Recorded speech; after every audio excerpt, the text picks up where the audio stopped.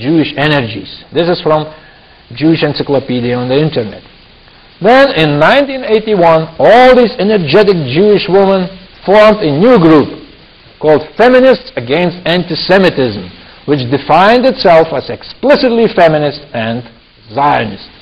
So, you see, a small group of thoughtful people could change the world. Indeed, it's the only thing that ever has, famously said Margaret Mead, herself widely feminist. Here is not about quantity we are talking. What's important when we are talking about Jews is quality, not quantity. Is this anti-Semitic thing to say? Well, you know, the truth is actually anti-Semitic. And so, truth is hate to those who hate the truth.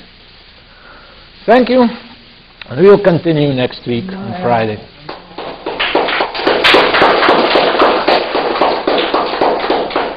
John Cosgrove to come up and monitor the discussion because their eyesight's so much better than mine.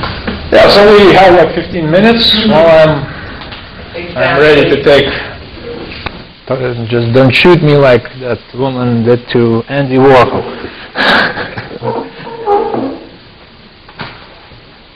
Question. Yes. Your 9 out of 10 number, is that some kind of exact analysis? Because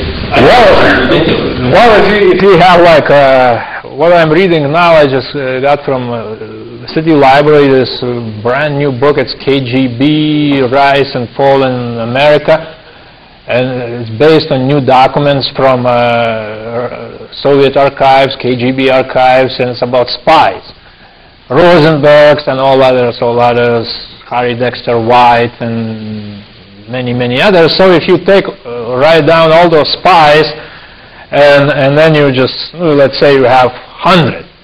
So 90, definitely 90 would be Jewish. And some names, they change names, of course, like Harry Dexter White. It doesn't sound Rabinovich or Goldman. So there are some chapters about some, well, I don't have that book right here.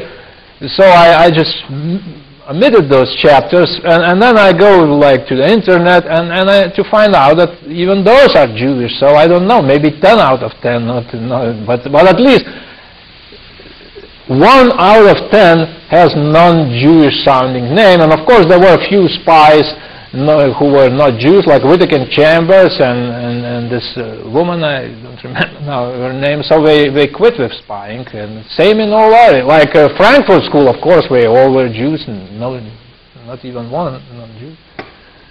One group, all the other groups.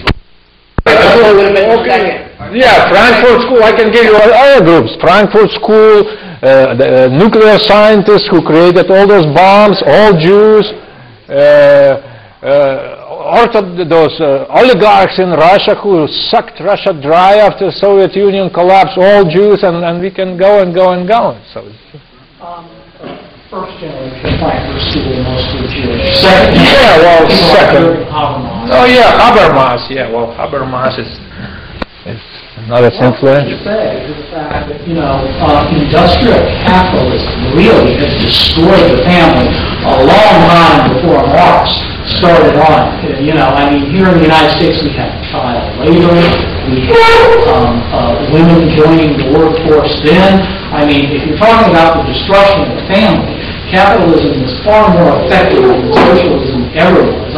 Marx himself said capitalism is a far more transformational, social system than socialism was. Socialism was simply intended as a... Yeah, well, that's exactly what Marx said. Let me finish. In the progressive period and the New Deal period, we saw a brief, kind of like hiatus for that. When people talk about traditional family values in this country, you know what they're talking about?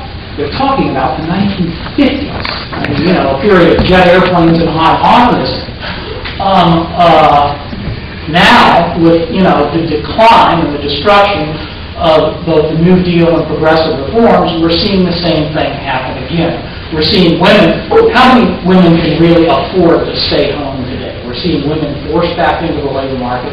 We're also seeing, we haven't seen child labor yet, although it's getting to the point where, who knows what will happen next. But, I mean, what's your response? Well, this is what I just started saying. It's what Marx said. It's pretty much Marxist explanation. Of course, if you take from that side, well, you can blame capitalism on everything. If you take from anti-Semitic side, you blame Jews for everything. If you take from neocons side, you will blame communists on everything. But you see, I happen to live in the Soviet regime for almost 30 years, so I know what it means. And we can just look China, North Korea, and all those places. So you can't say that communism is good. But I will tell next Friday about what happened to family, to all traditional values in this country and also in Europe, and it's really bad. It's really bad, and I can't blame capitalism for that. Capitalism was for a while, and nothing was happening as it is happening now. And what is happening now is happening since the 60s, basically, since the 70s. Yeah. Billy was first here. Yeah, I like that. I like your analysis for the most part, but there are some weaknesses about this. Of course. Well, one of them being, I think the tendency, I think it seems pretty obvious to me, of transposing the European system, or whatever you want to call it, historical paradigm, on the United States. To give you one example, real quickly, the first two states to prove women's suffrage were not New York and Massachusetts, Wyoming and Utah. You have Protestant women in Wyoming and Mormons in Utah. So that doesn't fit your paradigm at all. And you do this pretty often. I like the analysis, most of your discussion, but I think you're missing something. So you see, I am European myself, so I don't have such good outlook. But yeah, well, I don't see what it has to do with. I don't know. The point is, it's not just Jewish. There's other things going on. Lots of other things. So it's the equation E equals MC, and then you forget the square. Yeah. Well, listen, isn't your entire thesis that radical feminism and Marxism, Marxism, which you equate, are destructive to society? Yeah, absolutely. Is this your entire thesis? That's what I've heard today, is that they are destructive. Yes. But destructive is a relative term. I agree with this gentleman that, yes, they were destructive, but they did not have a motive of destruction. This is an idea that they thought would improve society that has failed. And you compare that to what pre-existed, and it wasn't much better. It did need to be fixed somehow. And in your statistics, for instance, you cited that the average woman in Russia in 1917 bore 6 kids, and in 1991 only 2. Yeah. Well, this doesn't mean anything because it fits the entire Western civilization in that same period. Because this happens in Europe and Yes, Japan, that's what I will be talking next time. in Japan and in the United States. You also cited that the communists are responsible for 100 million deaths. Compared to what? There are many other ideologies. To 6 million. To many other ideologies that have also contributed, millions of deaths. Religious ideology as well as other ideologies have contributed to death. So if you don't put this in perspective, these do not actually show that this particular ideology was worse than any other. Another comment. Just a moment. You see, even if we admit that the Nazi ideology caused 6 million deaths, so 100 million is more, and You mean, no, yeah, but what other ideology? What other ideology we could mention that caused as many deaths as 100 million? Religious wars, crusades. I think if you take all victims of all wars during, I don't know, millennia, and you put all them together, I don't think we could come up with 100 million. India alone. Well, it's Very close. World War I, there's 100 million people dead. And World War One. I don't know. I never read that anywhere. 100 million in World War One. That's a little too much, I think. Actually, Charlie, and I don't know your name. Yeah. John, do you want to arm wrestle John's on this point, and we're starting a new topic? Go ahead. Okay, Charlie. I want to wander, however, slightly. I lived and worked in southern Idaho, northern Utah, for more than 12 years. The phrase family values as a serial ownership peculiar church of alignment. Some of the family values are espoused by people who said having 8 wives is okay. It's a broad culture.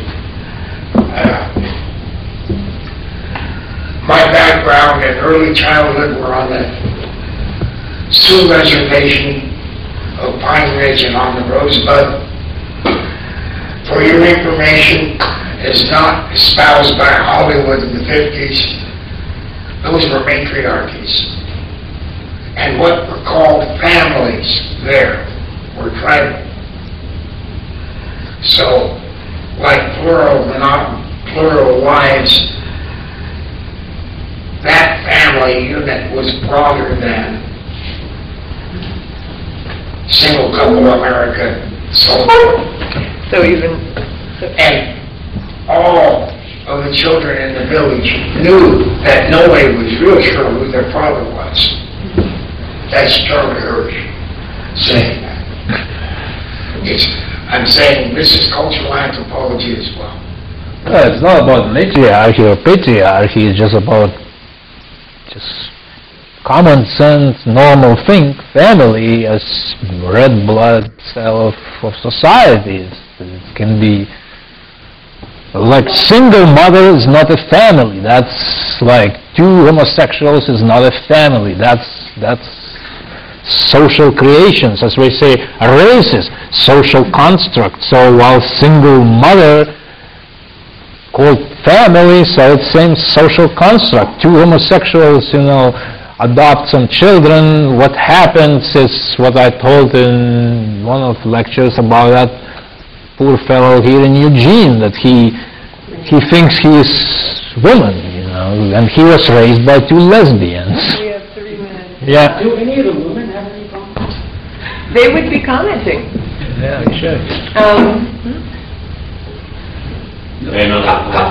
How about you? Maybe you Oh, my. comment at least. Right, yeah, At least I could say give another that, half hour. oppressed woman, you just kind of save. Oh, my. And that's all quick, can't do it, sorry. No, I'm not sick. I'm just not entirely here. Oh. But thanks for the opportunity.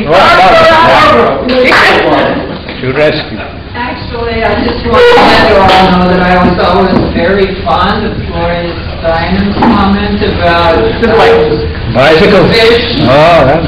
Yeah, and I think that in the larger scheme of things, in the universe and in evolution, the day will come when a fish needs a bicycle. Fish needs a bicycle. Yeah, maybe, On that note, any other burning comments? We could wrap. Yeah, we will have next week, so...